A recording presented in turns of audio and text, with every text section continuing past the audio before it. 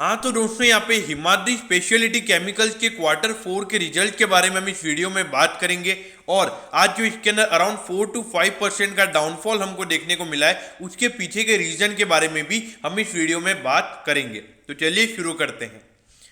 तो देखिए सबसे पहले अगर हम यहाँ पे रिजल्ट की बात करें तो ये देखिए, अगर हम रेवेन्यू की बात करें पिछले क्वार्टर के कंपैरिजन में तो 21% रेवेन्यू यहाँ पर बढ़कर 565 करोड़ का यहाँ पे कंपनी का टोटल रेवेन्यू जनवरी से मार्च वाले क्वार्टर में रहा है। यहाँ पे क्वार्टरली बेसिस पर तो रेवेन्यू अच्छे तरीके से बढ़ा है, और अगर हम ईयरली बेसिस पर भी अगर हम रेवेन्यू की बात करें तो वो यहाँ पे 55% बढ़कर 565 करोड़ का यहाँ पे कंपनी का टोटल रेवेन्यू निकल कर आया है। तो अगर आप रेवेन्यू देखोगे कंपनी का, मतलब जो कंपनी की मेन सेल्स है, अगर आप वो देखोगे तो वो तो यहाँ पे क्वार्टरली बेसिस पर भी यहाँ पे अच्छी नजर आ रही है, और ईयरली बेसिस पर भी अच्छे तरीके से यहाँ पे कंपनी की सेल्स बढ़ती हुई नजर आ रही है।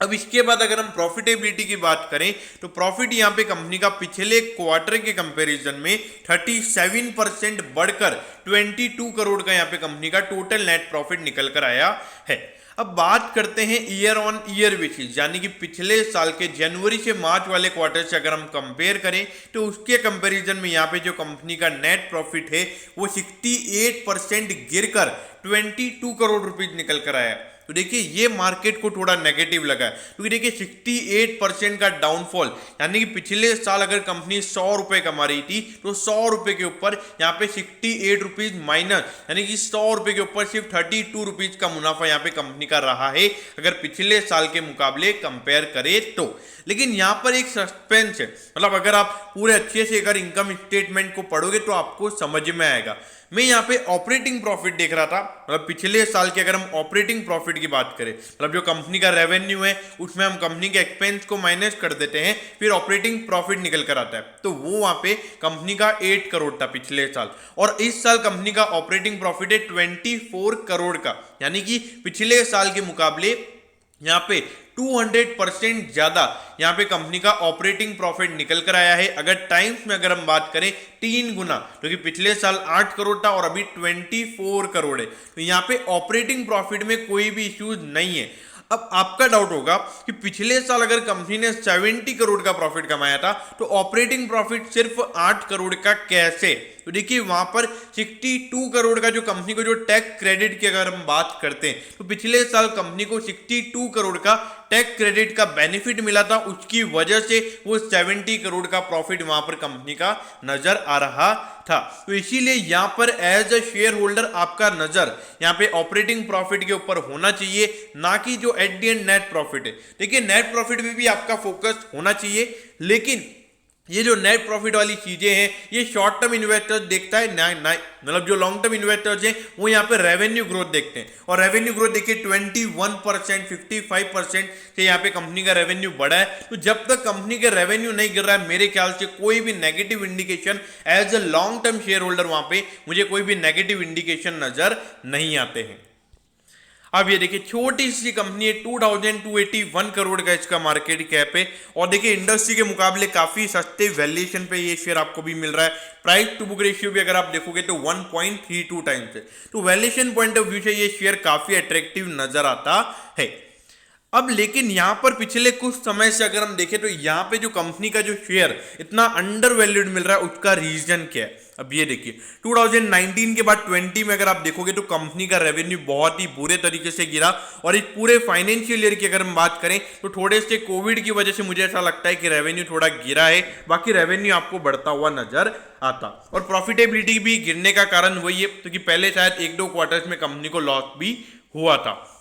अब उसके बाद अगर आप देखोगे तो ये देखिए 18 के बाद 19 में कंपनी की प्रॉफिटेबिलिटी बढ़ी थी, फिर वहां पे कंपनी की प्रॉफिटेबिलिटी कम हो गई, तो थोड़ा यहाँ पे कंसिस्टेंट ग्रोथ हिमाद्री स्पेशलिटी देता हुआ नजर नहीं आ रहा है, इसीलिए ये शेयर आपको अंडर वैल्यूएशन पे ट्रेड होता हुआ नजर आ रहा है।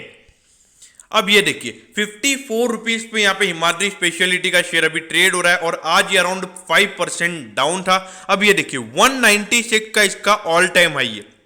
तो अगर आप हाई से कंपेयर करोगे तो हाई से तो ये आपको बहुत ही ज्यादा, मतलब अराउंड 60 से 70% अपने आपको ऑल टाइम हाई से, ये आपको अराउंड 70% अपने ऑल टाइम हाई से ये आपको डिस्काउंट पे मिल रहा है। यानी कि जो प्रॉफिटेबिलिटी यहाँ पर कंपनी की कम हुई है तो वो मेरे ख्याल से पहले से शेयर के प्राइस के अंदर फैक्टर इन है। लेकिन देखिए यहाँ पर जो पिछले साल के मुकाबले अगर आप रिजल्ट को कंपेयर करोगे तो मेरे ख्याल से वो अच्छा नहीं रहेगा। लेकिन हाँ, आने वाले टाइम पे केमिकल्स के शेयर अच्छे से परफॉर्म कर सकते हैं, ऐसा मुझे पर्सनली लगता है। लेकिन ऐसा भी नहीं बोलूंगा कि शेयर भी अंडर वैल्यूड है, क्योंकि अगर 25 के प्राइस टू अर्निंग रेशियो पे अगर कोई शेयर ट्रेड हो रहा है और एक मार्केट लीडर भी नहीं है और एक छोटी सी कंपनी है, तो वहां पर मेरे ख्याल से ऐसा मैं नहीं बोलूंगा कि ये शेयर आपको अंडर वैल्यूएशन पे ट्रेड होता हुआ नजर आ रहा है। तो अब ऐसे में जो लॉन्ग टर्म इन्वेस्टर्स हैं उनको क्या करना चाहिए? देखिए, जिन लोगों ने पहले से इन्वेस्ट कर रखा है उनके लिए मैं ये बोलूंगा कि अगर आपने महंगे रेटों पे अगर 80-90 रुपए या फिर अभी अभी रिसेंटली किसी ने इन्वेस्ट किया है, तो देखिए जिन्होंने भी महंगे रेटों पे इन्वेस्ट किया हुआ है तो यहाँ पे सबसे पहले आपको एवरेज करना चाहिए। देखिए मेरे ख्याल से तो ये अपॉर्चुनिटी है, तो कि जो कंपनी अगर देखा जाए तो आने वाले टाइम पे जिस तरीके से कंपनी का रेवेन्यू ग्रोथ है, मुझे ऐसा पर्सनली लगता है कि आने वाले टाइम पे प्रॉफिटेबिलिटी यहाँ पर बढ़ती हुई नजर आ सकती है। लेकिन एक चीज हमें ध्यान रखने की, 565 करोड़ का कंपनी का टोटल रेवेन्यू है और सिर्फ 22 करोड़ का यहां पे कंपनी ने नेट प्रॉफिट कमाया है, यानी कि सिर्फ 3 से 4% का कंपनी का मार्जिन परसेंटेज है और ये मार्जिन परसेंटेज इंप्रूव होना चाहिए। अगर ये मार्जिन परसेंटेज मतलब अगर कंपनी का 10% से रेवेन्यू बढ़ता है तो वहां पे प्रॉफिटेबिलिटी 15% से बढ़नी चाहिए, तो ये यहां पर होना बहुत जरूरी है। तो इसीलिए आप यहां पे क्वार्टरली रिजल्ट कंपनी के देखते रहिए, एक क्वार्टर कम से कम ये क्वार्टर 1 में कंपनी कैसे परफॉर्म करती है, उसके बाद मेरे ख्याल से यहाँ पे इन्वेस्टमेंट डिसीजन लेना चाहिए। तो दोस्तों मैं होप करता हूं कि आपको हिमाद्री स्पेशलिटी केमिकल्स के क्वार्टर 4 के रिजल्ट्स के बारे में सब कुछ पता चल गया होगा। अगर आपकी कोई भी क्वेरीज है तो आप कमेंट कीजिए, मैं जरूर आपके कमेंट पर रिप्लाई करूंगा। ओके दोस्तों, thank you, have a nice day.